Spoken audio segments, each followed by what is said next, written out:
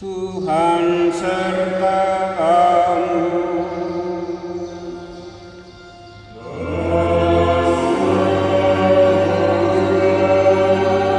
Inilah Injil Yesus Kristus menurut Matius.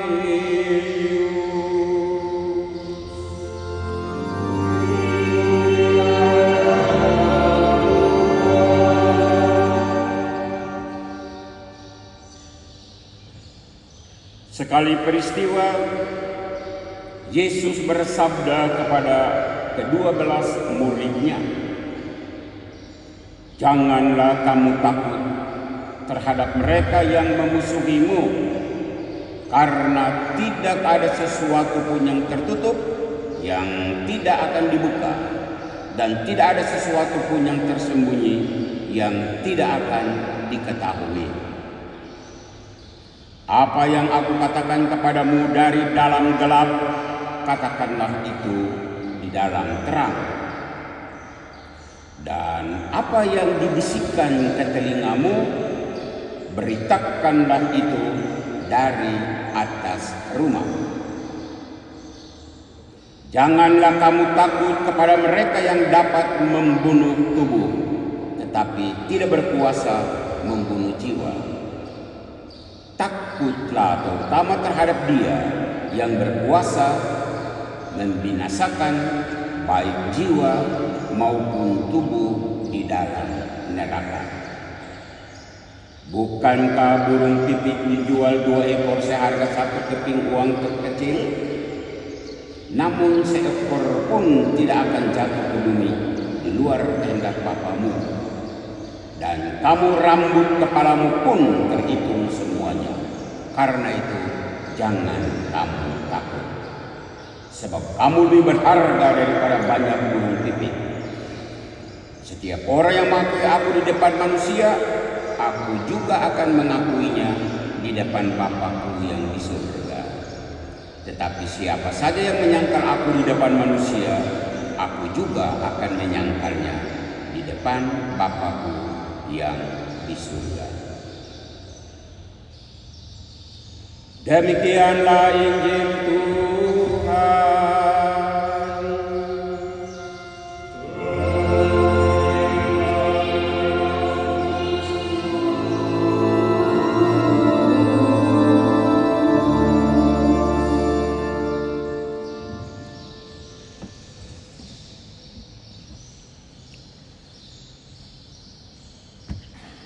Jangan takut kepada mereka yang hanya membunuh badanmu. Matius 10:28. Bapak-bapak, ibu-ibu, saudara-saudari, dan anak-anak umat Paroki Katedral, umat Tiga Raja, dan umat Santa Cecilia, bahkan umat manapun atau siapapun yang saat ini sedang mengikuti siaran dari Gereja Katedral. Jangan takut. Jangan takut. Kata-kata Yesus ini, seruan Yesus ini ditujukan kepada 12 murid 2000-an tahun yang lalu.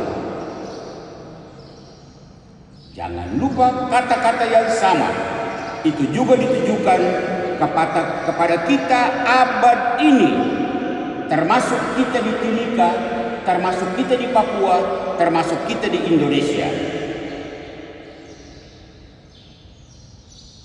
Jangan takut.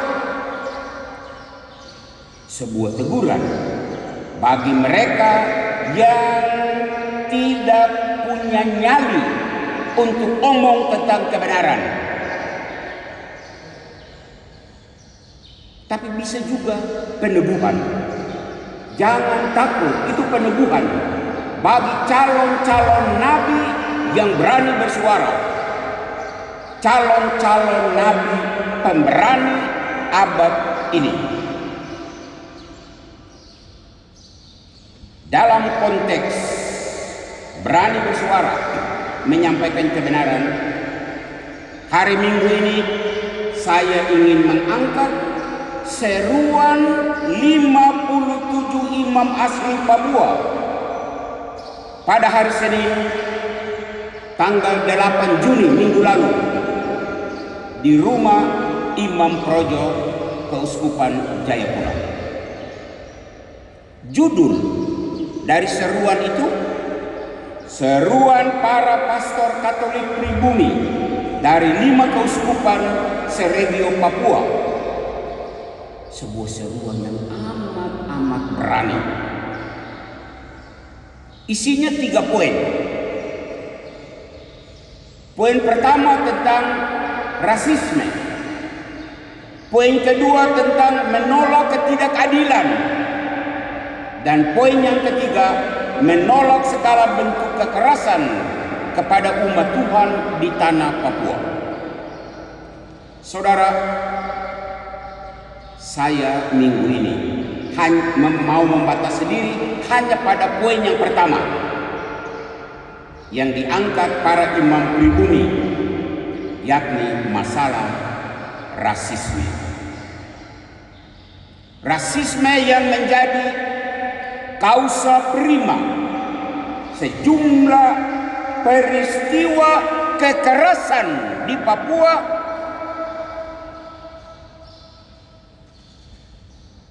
peristiwa melawan ketidakadilan. Kita mulai rasisme. Menyangkut rasisme,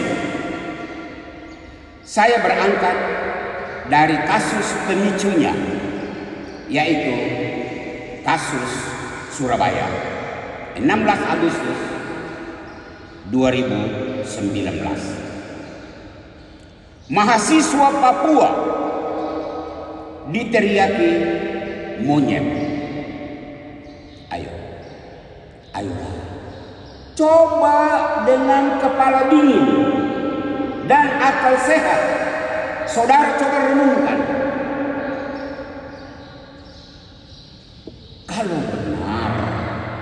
Kalau benar orang Papua itu monyet, maka konsekuensinya apa? Sangat dahsyat.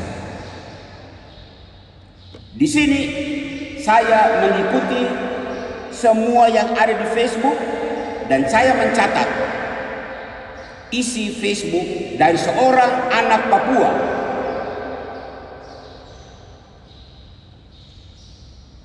Mohon umat pendatang tidak tersinggung.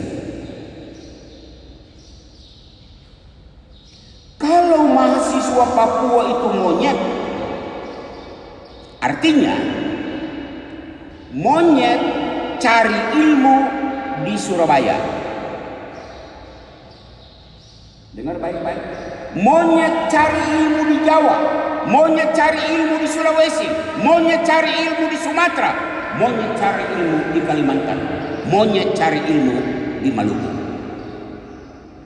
Sementara, dan ini jangan tersinggung, sementara manusia Jawa, manusia Sulawesi, manusia Maluku, manusia Sumatera datang mencari makan di tempat monyet. Membaca SMS itu saya malu. Saya malu sekali. Pikir dan renungkan. Orang waras pasti malu disebut cari makan di tempat monyet. Nila setitik merusak susu sebelah. Mulut satu anak, satu orang, beberapa orang Surabaya merusak susu sebelanga Jawa, susu sebelanga orang pendatang. Lebih malu yang mana? Monyet cari ilmu di tempat manusia atau manusia cari makan di tempat monyet? Jangan, sekali lagi, jangan tersinggung. Ini konsekuensi logis sebuah ucapan rasis. Pertama. Yang kedua, saya ingin menyapa bagian pemerintahan. Pemerintah kita di pusat maupun di daerah all out mengeluarkan dana besar untuk membangun jalan di Papua, pendidikan di Papua, kesehatan di Papua. Berkaitan dengan ucapan rasisme tadi, pertanyaan yang mengganggu nalar, bangun jalan untuk monyet-monyet, bangun kesehatan untuk monyet, bangun pendidikan untuk monyet-monyet. Kalau benar teriakan rasis orang Surabaya itu, apa pemerintah masih waras mengeluarkan dana begini besar untuk monyet-monyet? Pemerintah yang waras akan menjawab, teriakan itu tidak benar. Oke, tidak benar, lalu kau buat apa? Buat apa?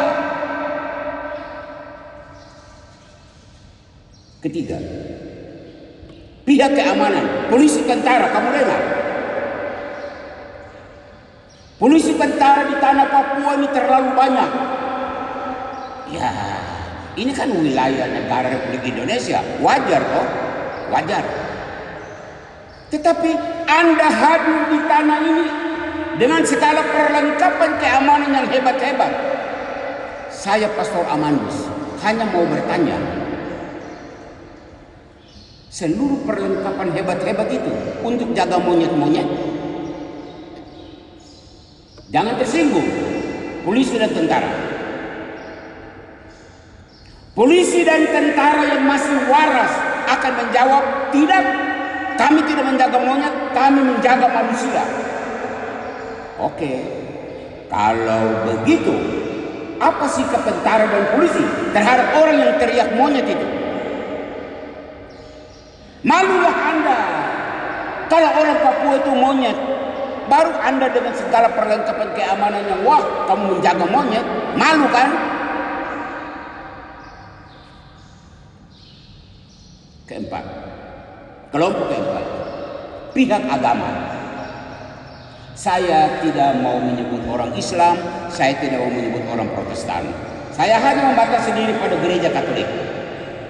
Pastor dan suster, sejak zaman Belanda sampai zaman pemerintahan Indonesia ini, luar biasa pastor dan suster begitu banyak datang di Papua untuk melayani. Anda mengabdikan seluruh hidupmu dari masa muda sampai Anda menjadi tua di tanah Papua ini. Pertanyaan kecil untuk direnungkan. Apakah Anda petugas gereja, pastor, bruder, suster, Anda melayani monyet-monyet? Sebelum pastor, suster, bruder yang lain menjawab, saya Pastor Amandus mau menjawab. 36 tahun saya mengabdikan diri sejak masih muda sampai rambut sudah putih ini di Papua. Saya tidak melayani monyet. Saya melayani manusia. Manusia Papua. Saya sedih kalau disebut orang Papua monyet. 36 tahun saya tidak melayani monyet-monyet.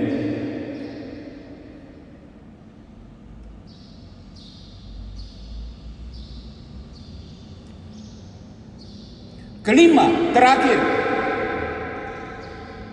anak cucu guru-guru perintis. Kamu pasang telinga dengar baik-baik. Kamu pernah mendengar cerita dari kamu punya orang tua, kamu punya tete nenek pertama kali datang di Papua tahun 20-an, tahun 30-an. Mereka bercerita bahwa mereka bertemu monyet-monyet. Apakah kamu mendengar cerita bahwa orang tuamu datang mengajar monyet-monyet? Tidak, bukan. Kalau tidak, anak cucu perintis, jangan diam. Buat sesuatu dong untuk saudara-saudaramu orang Papua. Di sini, gereja Katolik yang masih waras. Gereja harus membantah.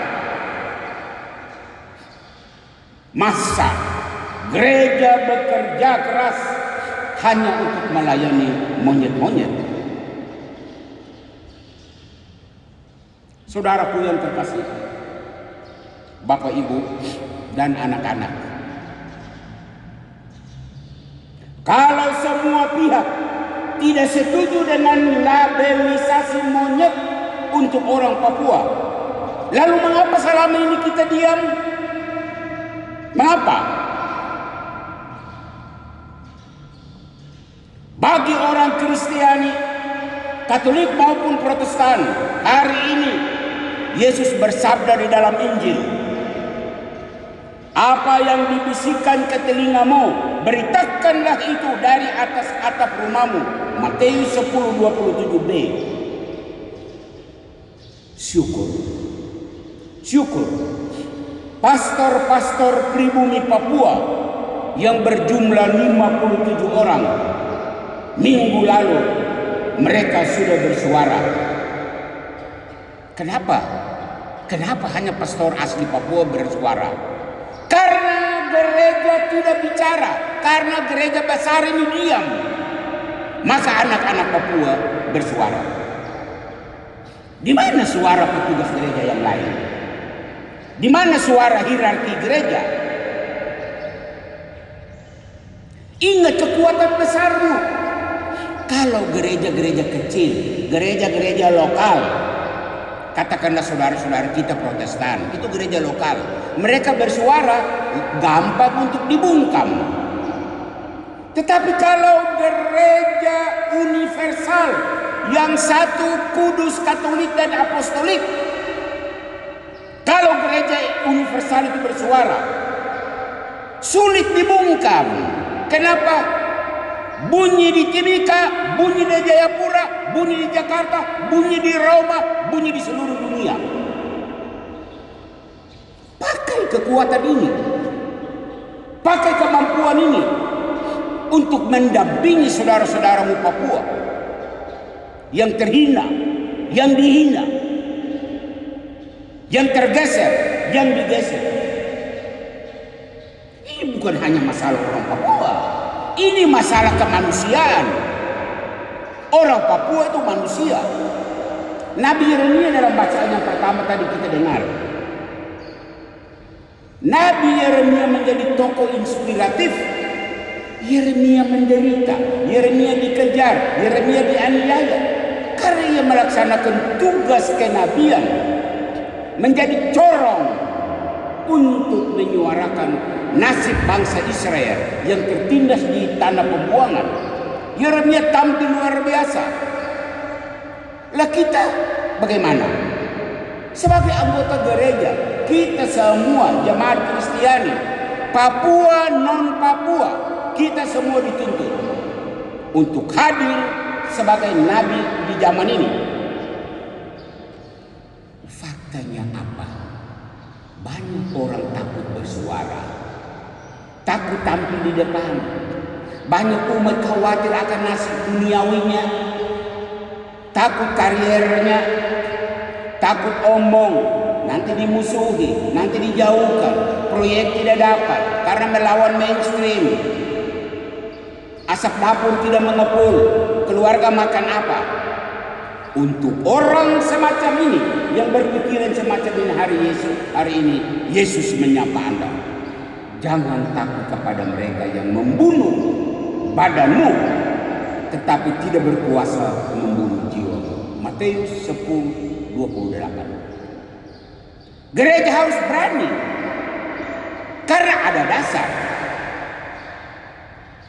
Wilayah gereja adalah wilayah moral.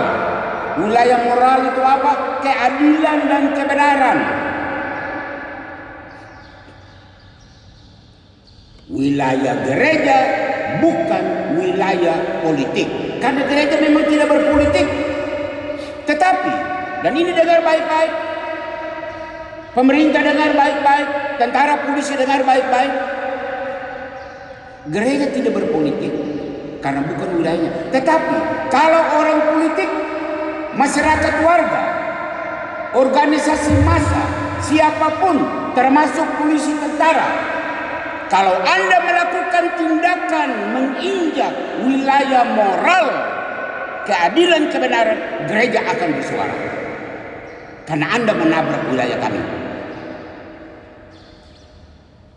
Kalau gereja tampil di publik untuk bersuara, harap Anda jangan berkata gereja berpolitik. Bukan. Gereja melakukan tugasnya. Anda menginjak wilayah saya harus bersuara. Saya diam, saya berdosa. Akhirnya, bapak-bapak, ibu, saudara-saudari, anak-anak, dan siapapun yang mengikuti siaran ini, dari mimbar gereja katedral ini, atas dasar firman hari ini, seruan untuk kita semua adalah: warga gereja bersuaralah, institusi gereja bersuaralah, petugas gereja bersuaralah, hierarki gereja bersuaralah, bahkan setiap insan yang waras, semua manusia, Kristen, non-Kristen, Katolik atau Protestan, Islam, Hindu, Buddha, Anda manusia, Anda masih punya pikiran waras, bersuaralah untuk membela kemanusiaan ini. Apa yang dibisikkan di telingamu, beritakanlah itu dari atas atap rumahmu. Sabda Yesus hari ini di dalam Injil. Jangan takut kepada mereka yang membunuh badan tetapi tidak berkuasa membunuh jiwamu. Takutlah terutama kepada Dia yang berkuasa membunuh baik tubuh maupun jiwamu di neraka.